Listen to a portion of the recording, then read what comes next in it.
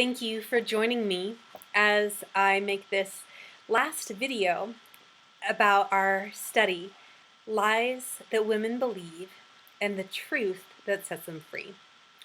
Now, I have to say that I was really surprised at how blessed I've been through this study and the things that the author has led us to examine about ourselves.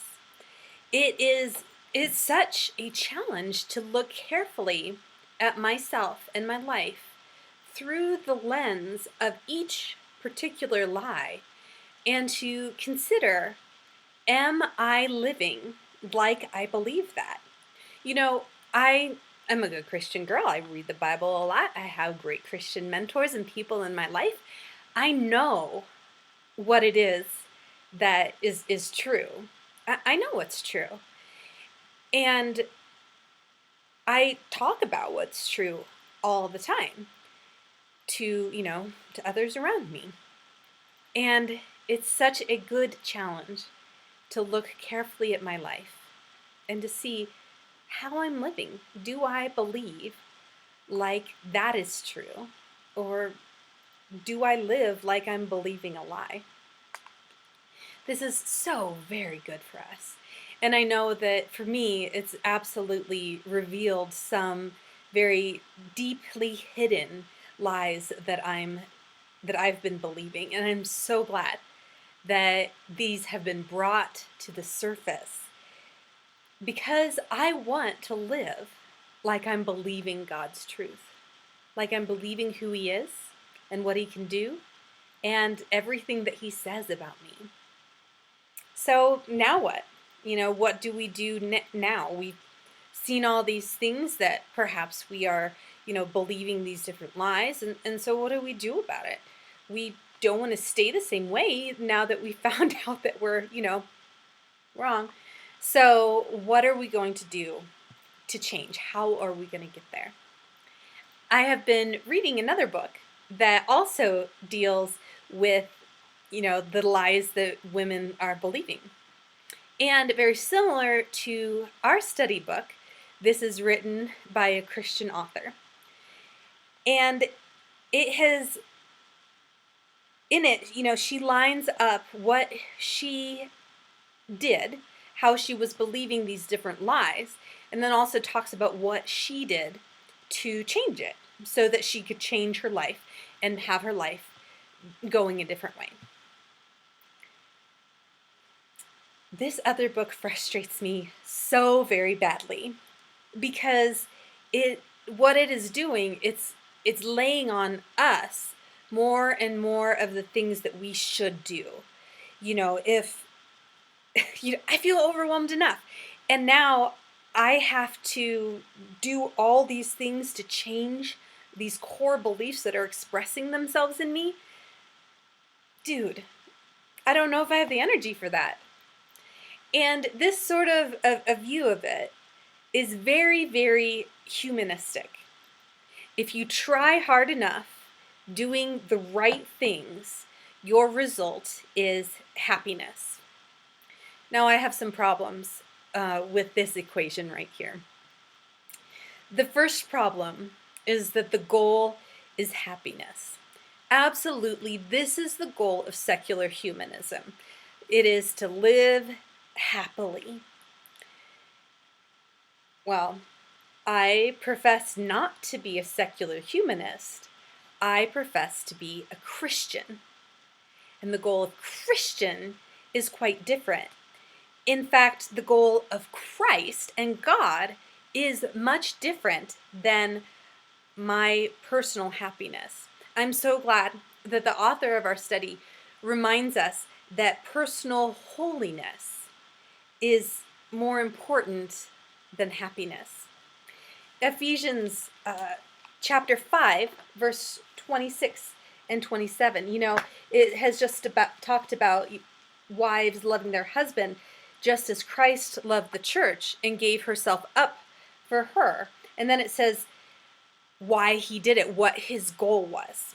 In verse 26, to make her holy, cleansing her by the washing with water through the word, and to present her to himself as a radiant church, without stain or wrinkle or any other blemish, but holy and blameless. Jesus did not give himself up so that my problems could disappear. He did not give himself up to load us with personal happiness. His goal was not our health and wealth and the pursuit of happiness. That is not why he gave himself up. It is to make us holy for him. That is how he expressed his great love for us. That is the goal of his love, to make us holy. The second problem that I have with the humanist equation of the other book is that it puts the focus very firmly on us. This book is very, very I-focused. She even says at one point, you are the hero of your story. You're the captain of your ship. That if I am unhappy, I need to do something. I need to change my life somehow to get that goal of happiness. I can make my story read just like I want it to if I do the right things and try hard enough at them. Now, I don't know about you, but I absolutely can't handle that weight. I'm overwhelmed as it is. I can't do that. And so I'm so very glad that I'm not the star of my own story, that Jesus is absolutely the hero of my story. And in his saving me, not only does he save me from hell, but he does the work of changing me. I just love this. I love this so much. In Philippians chapter 2, we'll focus on, 12 and 13. It says, continue to work out your salvation with fear and trembling. Now, that seems to put the responsibility on us. But look at what the next verse says. For it is God who works in you to will and act according to his purposes. God is working in me. He's doing the work. He is changing me. Our author definitely brings us up on page 296, where she says his agenda is to do whatever is necessary to conform me to his image. And then I have the privilege of doing it with him. Well, then is it on me? Is that work my responsibility then? Well, I kind of think of it like making cookies with my kids. My daughter came up to me this weekend and she said, let's make cookies together. I want to make cookies together. And that sounds fun. Let's make cookies together. Now, as she's going to be helping me, still, it's really up to me whether or not these cookies are going to be edible, whether they're going to be something worth eating and giving to other people. I'm ultimately responsible for how those cookies turn out. All she needs to do is to be with me and to follow the instructions that I give her. And this is what we need to do for change in our lives. The first thing we need to do is be with God. This is the primary thing for changing our core beliefs, is to be with God. Spend time with him. Spend time in his word. Spend time praying to him. Spend time worshiping him, focusing on the truth of who he is and the truth of who he says you are. Concentrate on it. Meditate on it. Listen to him. Seek godly companionship and godly counsel. Be with God. Stay close to him.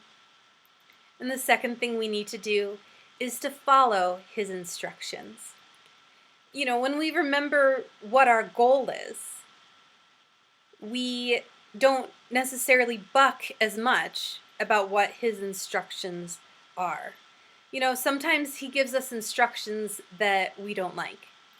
Sometimes His instruction leads us through a path of pain, through suffering, through things that we really don't equate with happiness at all, and we'd really like not to be happening. But when we remember what our goal is, and that our goal is to be like Him, that's His goal, for us to be holy and pure, to be able to will and act according to His good purposes, to be able to do the things, the good works that God has created us for and has prepared in advance for us to do. If we've got this goal of being like Christ, we need to follow His instructions. And just like the kids eating their finished product, we will rejoice in what He's led us to be a part of. If you found throughout this study that you are living like you believe a lie, good. This is the very first step to recognize, to identify the lie that you're believing and to confess it. And then ask God to change you. Ask Him to make you into what He wants. Ask Him to change your beliefs so that you can really believe what He says is true. And then be willing to do what He says to do in this process.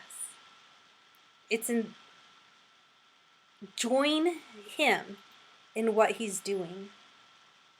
Glorify Him as you see the person that He creates you to be. And to remember that happiness is not our goal, and it's not our prize. Our prize is Christ Himself.